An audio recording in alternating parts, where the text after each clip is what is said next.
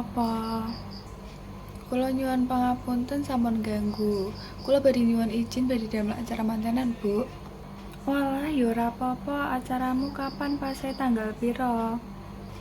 Menika dinten Setu, Bu, tanggal 28 wulan punika. Lokasine ning omahmu dhewe ta?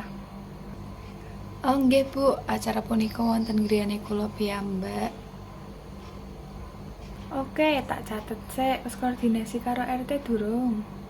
Leres, Bu, kula sampun matur dhateng Pak RT lan sampun diparingi izin ugi. Ya wis nek ngono sing tertib ya ben ora ganggu tangga-tangga liyane.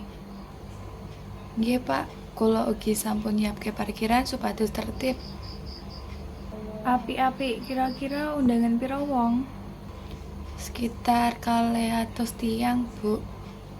Ya wis tak izini, muga-muga lancar ya mantene.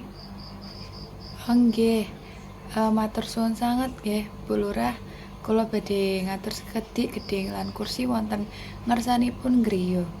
Mugi nderek sareng nggih.